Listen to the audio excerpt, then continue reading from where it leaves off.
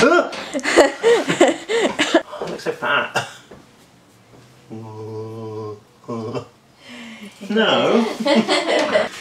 Hello readers, once again you're welcome to the amazing world of Alexander Gordon Smith. Have fun! Thank you. Hello everybody and welcome back to Virtually Loads of Gordy.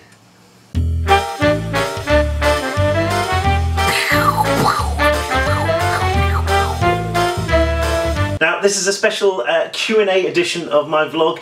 I wanted to give you guys a chance to ask a few questions, anything you've been wondering about me or about the books or about the Pugs. A lot of questions about the Pugs. And yeah, I thought I'd do my best to answer them. Probably won't get a chance to answer them all in this video, but I'm going to answer as many as I can.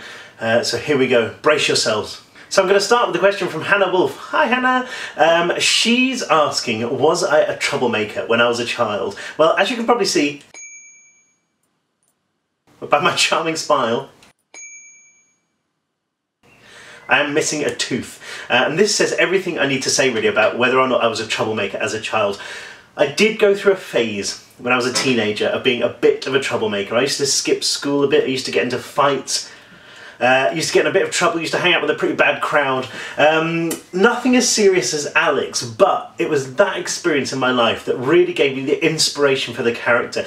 Alex, I've said this before, Alex has got the same name as me for a reason. He's based on me a little bit when I'm a teenager. So he's not exactly like me, but he certainly started there. That moment of inspiration was me as a teenager, kind of wondering what would have happened to me if I'd carried on down that life of getting into trouble. So yes, I was a bit of a troublemaker. I was also, I just had a memory now of when I was about 7 or 8.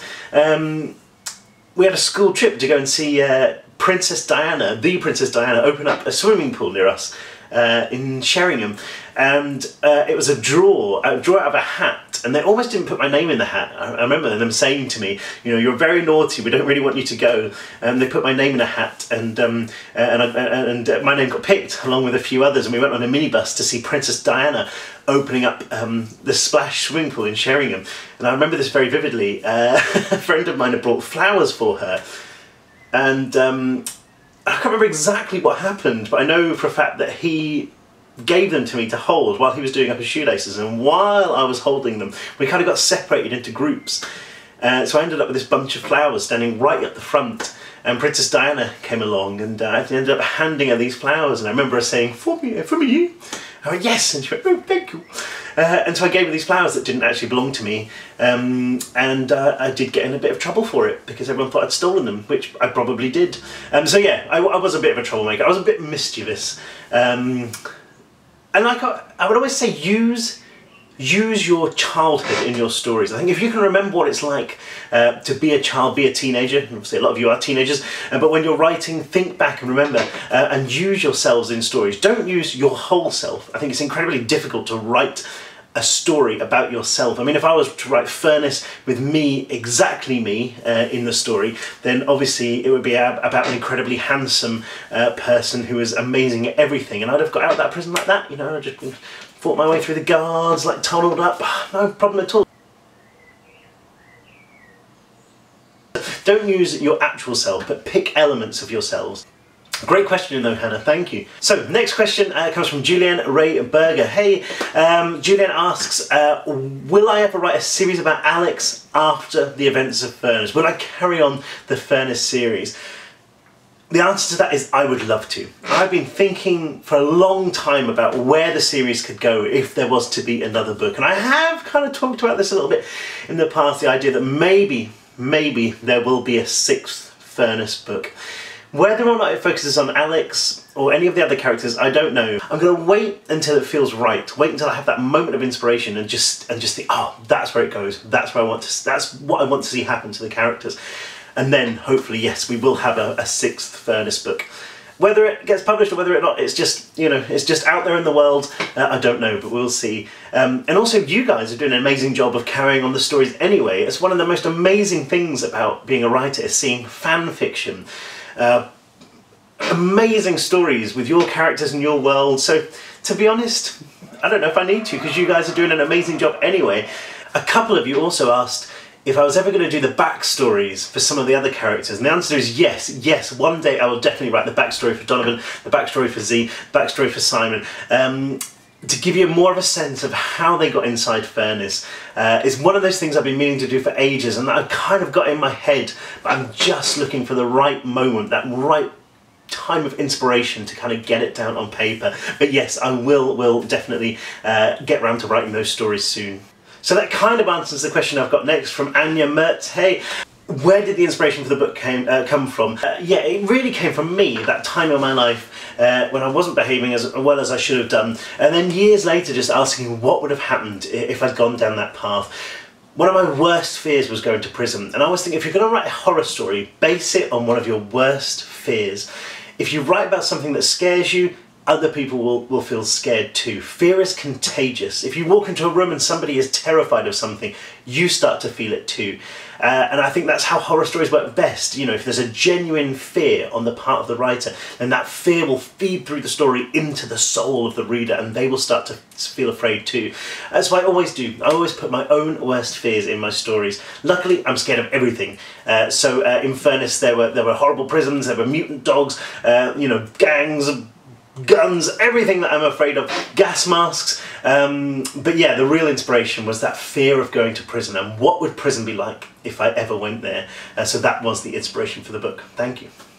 And the next question is from Saidu Takazawa. I'm really sorry if I pronounce any names wrong. How did I feel killing off, well, I'm not going to say who I killed off, just in case any of you haven't read further down the series, but let's just say killing off characters. How does it feel? It feels like somebody has reached into your soul and grabbed it and ripped it out, and then got a cheese grater and done this with it, and then put lighter fuel all over it, and then set fire to it, and then scattered the ashes everywhere, and then gathered them all up again and stamped on them for 100 years. It's really bad. It's horrible. It's a horrible feeling. But I have a philosophy when I'm writing, and that is that you can't always save people in real life. People die. You can't go back in time and bring them back. People get ill. You can't always work out a way to help them. The same rules should apply in fiction. So I never know what's going to happen in my stories. I don't like to plot. I don't like to know what's going to happen. I always think if you plot, then the characters know what's going to happen, and if they know what's going to happen, completely changes their behaviour. You know, the deaths of the characters in Furnace took me by complete surprise. There's two major ones, both of them were a complete shock. I kind of had an idea that they might be happening, you know, when I approached that bit in the story, but there was never something in my head that said, okay, I can definitely save them. I'm the author, I get to choose who lives and dies. But I don't, the story does, the story gets to choose, and it really was a case that if I decided to essentially play God and save those characters, the story wouldn't have worked. You guys would have thought, well, that would never have happened, you know, he's cheating. I think that's it, I think it's about cheating. I think if you try and cheat the story out of its natural path, then you know you end up in trouble. So yeah, it was heartbreaking when the characters die in Furnace, especially that. Well, I can't even bring myself to say his name. I feel so sad. But yeah, what can you do? What can you do? I mean, I think, you know, they will always live on in people's hearts, in people's minds. And I think that's the other weird thing about writing, is that these characters came out of nowhere, and yet they exist in so many people's hearts, so many people's imaginations. They're alive in a way that a lot of real people aren't alive, and I think that's an incredible thing to happen. But yeah, I am going to cry if I think about it anymore. But really good question, thank you. And there's another couple of questions from Hannah Wolf. What is your favourite food? My favourite food, as you can tell, I'm in incredibly good shape, and I eat all vegetables and fruit, and never touch chocolate. But yeah, so no, actually my favourite food is macaroni cheese. I am obsessed with macaroni cheese. It's always been my favourite food. It's been my favourite food since I was, you know, for as long as I could remember. In fact, every year when I go and have a birthday tea at my mum's, she's always like, what do you want for your special birthday meal? Do we want something amazing? And yep, macaroni cheese, especially if it's got bacon in and sometimes peas, or maybe leeks, I don't know, or maybe both. No, that would be too much green, too much vegetables. No, more cheese, more bacon, more cheese, and a tiny bit of vegetables. That's like my philosophy in life, actually. More bacon, more cheese, less vegetables. So anyway, I've kind of I've strayed off topic. What was the question? Oh, favourite food, yes. So macaroni cheese, definitely my favourite food. Also, you asked, do I binge watch shows on Netflix? Yes. I mean, I don't even know how I get any writing done. All I do at the moment is binge watch shows on Netflix. I watch everything, absolutely everything. Recently, I think in the last month, I've watched the entire first season of Kimmy Schmidt, Daredevil. Wilson Fisk, he's amazing. He's always, Kingpin was always like my favourite villain. Bloodlines I watched, Better Call Saul, Breaking Bad, what was the other one? House of Cards. I love American TV. I mean, we Brits, we do TV, we've got Doctor Who and Sherlock Holmes, so we win, hands down, but Americans, I just think you guys make amazing, amazing TV. And yeah, so Netflix is, yeah, every night, Netflix. Oh yeah, and while we're on the subject of Netflix, I mean, I know there is still talk of Furnace movie. I'll come on to that in a minute. But I would love to see a Furnace TV show. You know, whether or not there's a movie, but a Furnace TV show, Netflix exclusive. If anyone is watching from Netflix, Furnace. Because I think actually that would be an incredible way of telling that story. We can dream. So yes, the movie. It has stalled. I'm not going to lie to you. They did send a script. The script was amazing. So I'm really keeping my fingers crossed that we still see this script turned into a movie. But I will keep you updated. If I hear any more news, keep your fingers crossed. Okay, and the next question from O'Donna Thomas. Hey O'Donna. O'Donna asks, how did I get so incredibly handsome? I kid you not, that's a real question.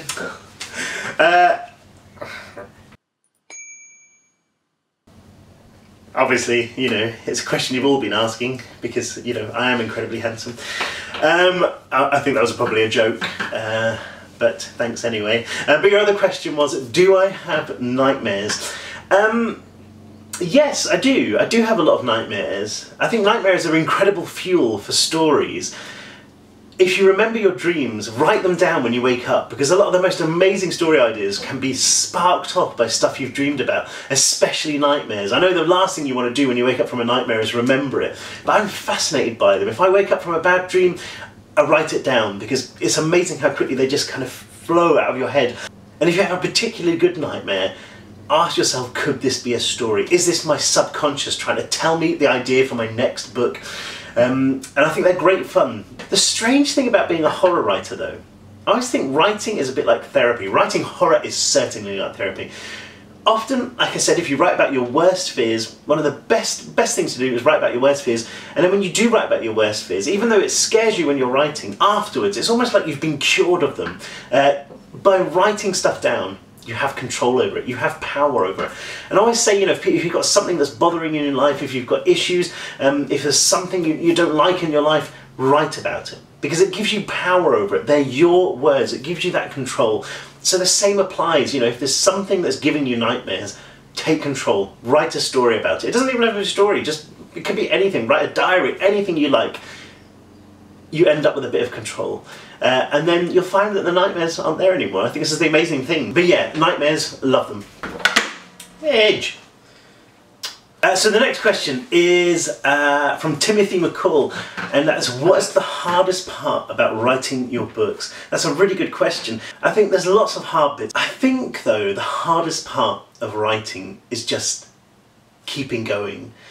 I know a lot of writers who say the same thing, and this was especially true when I was younger, when I was just trying to write stories. It takes a lot of stamina to keep going, to finish a book. I don't mean physical stamina, obviously I don't have a lot of physical stamina. I can't run 10 paces down the road without getting out of breath, and that's not even an exaggeration. I mean mental stamina and emotional stamina. I think it's the emotional stamina that you need most.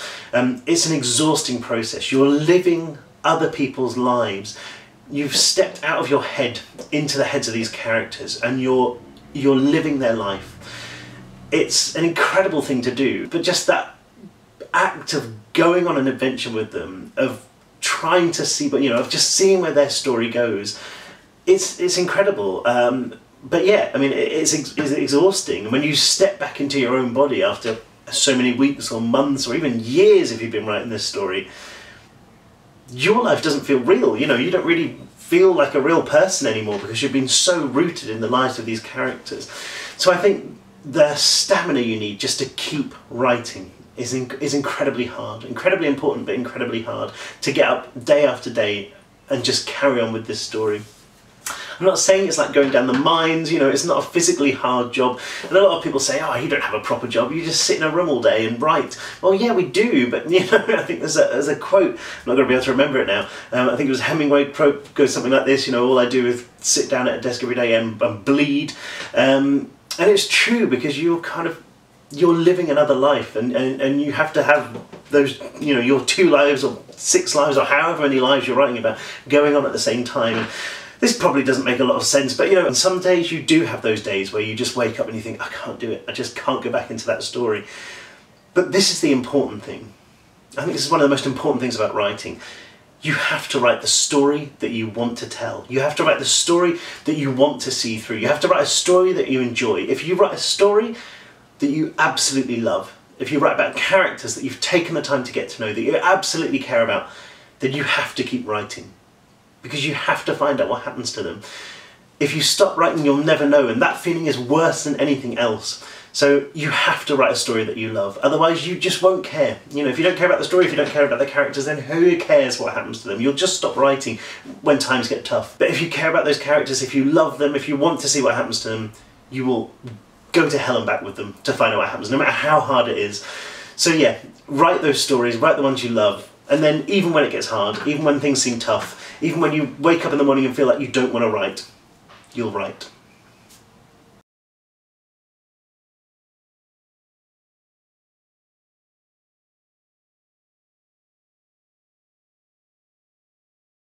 So, I got a question, Wally.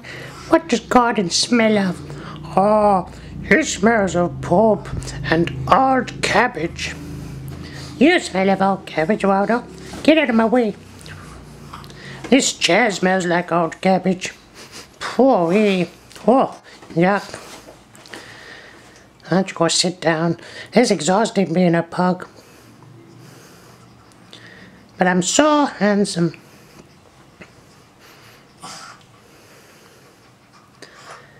I can't get over the smell of this chair. Oh my God, what was that? Oh. I think I got my head stuck. Wally, I got my head stuck. Wally, my head's stuck in the chair. That's all right, Pepper, I'm coming to get you. Oh my God, what the hell? What the hell is wrong with this chair? Pepper, your butt is in my face. Pepper, get your butt out of my face. Oh, it's touching me. It's touching me, Pepper. Oh, sorry.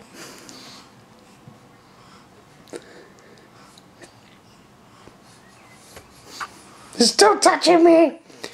Your butt. Oh, sorry, I'm just gonna rub it in a bit. It's a bit itchy. Oh, that's better. Oh, that's it.